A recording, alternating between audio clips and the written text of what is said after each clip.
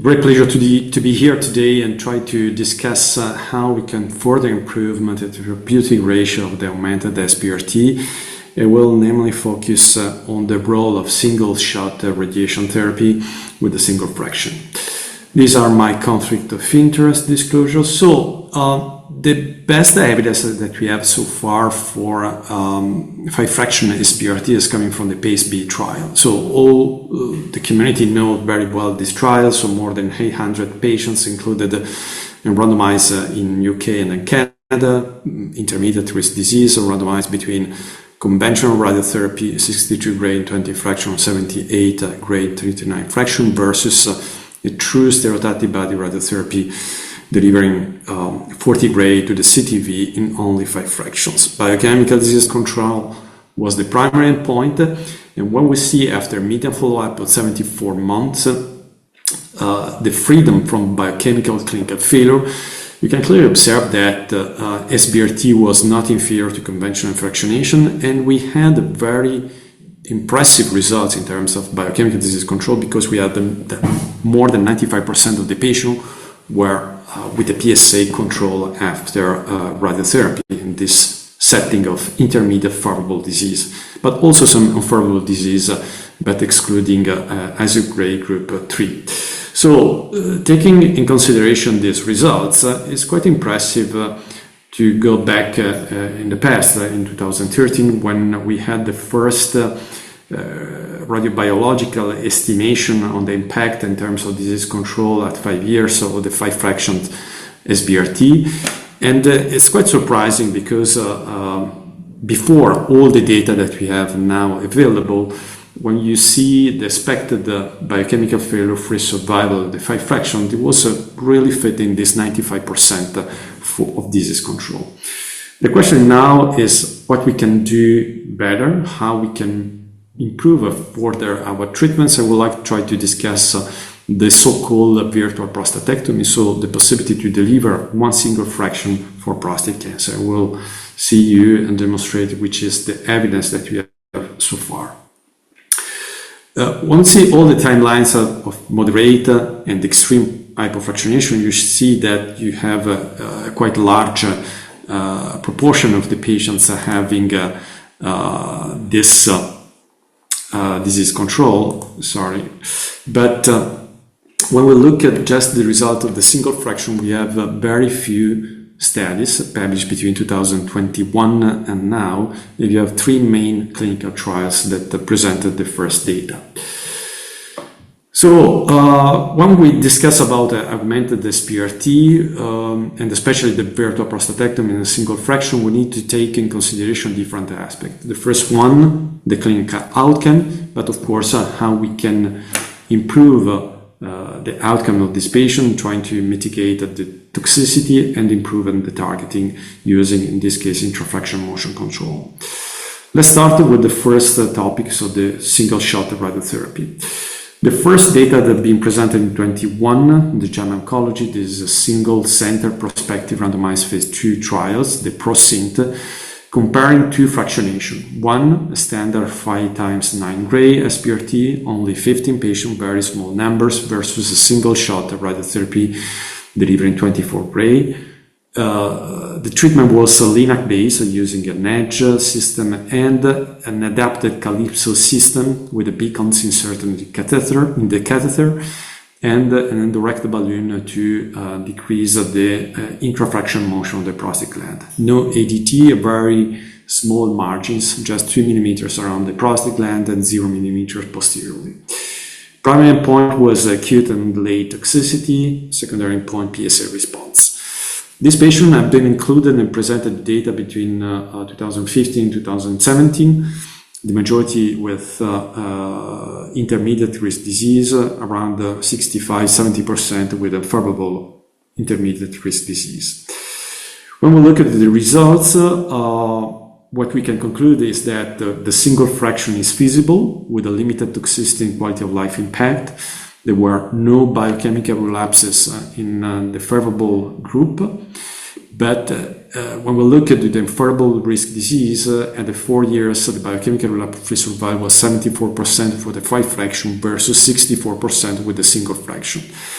Of course, these are patients having a favorable risk, so probably they need to have androgen deprivation, but this is just hypothesis generating, and I think these results comforted that at least for patients with favorable risk features, the single fraction could be an option, but of course we need a longer follow-up. The second trial is the one-shot. This is a phase 1 and 2 international multi-center prospective study trying to validate a single shot radiotherapy delivering 19 grays with a urethra sparing to 70 grays using intrafractional motion control with the Calypso system. Margins were larger, more in line with standard treatments, and the primary endpoint was for the phase 1 just the toxicity at 3 months, and when we decided that finally the treatment is very well tolerated, so we decided to move for the phase 2 with the primary endpoint of biochemical relapse-free survival at 3 years. All the patients were with intermediate risk disease and just a minority with low disease risk, for which treatment, active treatment has been discussed after multidisciplinary discussion. Between 2017 and 2022, 45 patients being recruited and 43 were analyzed and treated in 4 centers.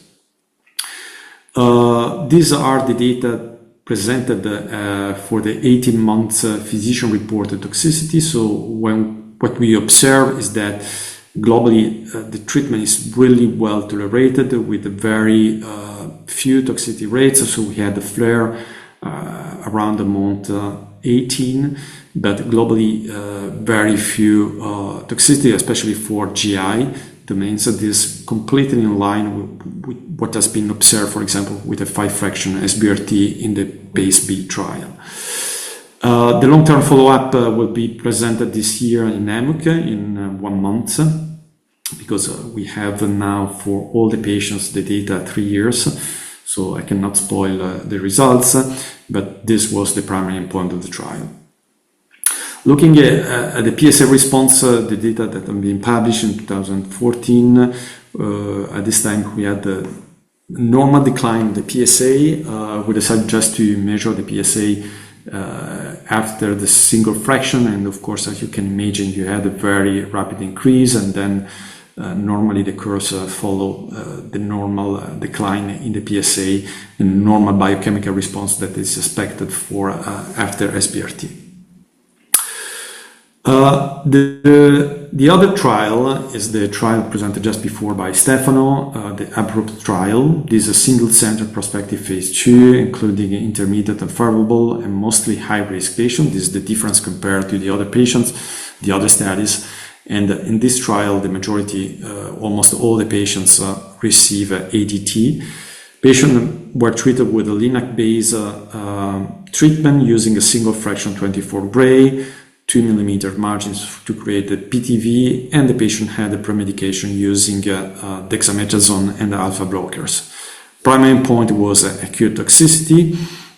The data have been presented on the Red Journal in 24, and at this level, the tolerance of the treatment was really good, with really promising data on the feasibility, safety, with an adequate prophylactic preparation, and the follow-up of 18 months, there were no biochemical failures. But again, the ADT duration was not specified in the trial, so probably we need a longer follow-up to assess the long-term disease control of this single fraction. Based on this consideration, I think the 3 trials have important points of discussion. The first one is the urethra sparing. So, as presented before, we know that each increase in the dose of 1 Gray in the urethra can translate in an increase in the acute and late G2 or more toxicity. This is based on 23 prospective studies. But globally, when we try to extrapolate the same findings concerning the dose delivered to urethra and the correlation with the toxicity, we can probably observe that if you want to maintain the grade 2 or more toxicity below 20%, probably you need to avoid to increase the dose above 80-85 Grays dose equivalent. What is interesting is that, for example, in the one-shot trial, in which the urethra that has been defined using catheter and patients were treated with a catheter, treated with 70 gray to urethra, this is equivalent to a dose of 68 gray.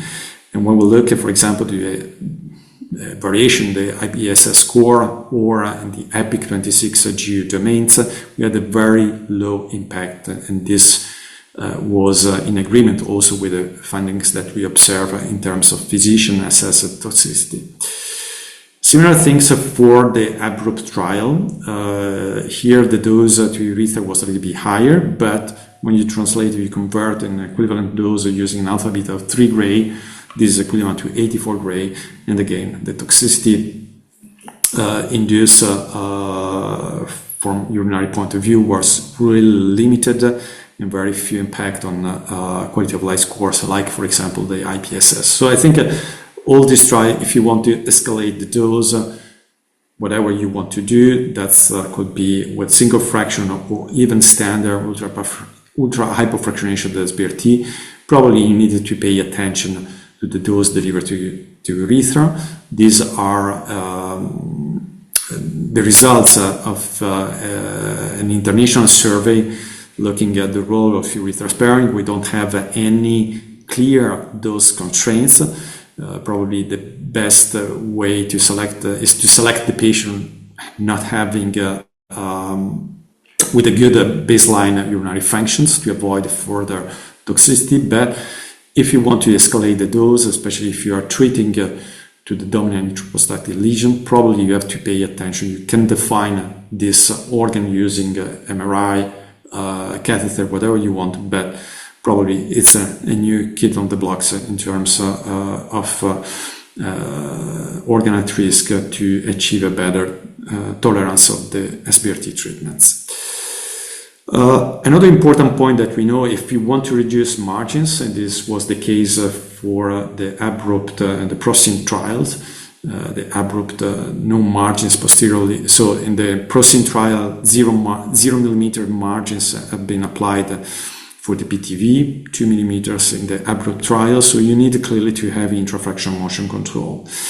These are the solutions that have been adopted in this single fraction trial. So the PROSIN use the endorectal balloon with a Foley, including 3 calypso beacons. The ABROPT use, for example, the Ray Pilot hypocath system. And using this electromagnetic motion tracking, you can clearly decrease the number of displacement of more than 2 millimeters. And that's important because you can ensure all the time the right coverage of the prostate gland. Is really important when you deliver a single fraction, and you can at the same time try to reduce the dose to the organ at risk. What is planned is really what is delivered further during the treatment. We try in the context of the one-shot trial using the beacons from the calypso inserted in the prostate gland to try to reconstruct with the rigid shift occurring during the whole treatment, the real dosimetry delivered during the single fraction schedule. And what we observed is that using this intrafraction motion control, we had a very limited impact on CTV coverage. So for all the treatment, all the patients that have been treated, we were sure to deliver the correct dose to the target. Of course, we had some variation on the dose delivered to the bladder wall and the rectal wall, but finally this deviation were minimal in the majority of the patients without any clinical impact. So this is an important point because even the data will be presented are based on an RTQA assessment of all treatment plans, and then we had this intrafraction motion control ensuring a good coverage of the target volume. So in conclusion, I think that augmented SBRT with a single fraction is certainly feasible, is a non-invasive approach with very limited side effects, and this thanks to urethra sparing, intrafractional motion control, very good planning, and we had clearly a minimal quality of life impact. Of course, we need a longer follow-up for the studies. These are just proof of concept is not recommended to do outside the clinical trials, and we need more data before a single fraction can be considered an alternative treatment option for this patient. Thank you so much for your attention, and I will be happy to provide answer to all your questions after the end of the presentation. Thank you so much.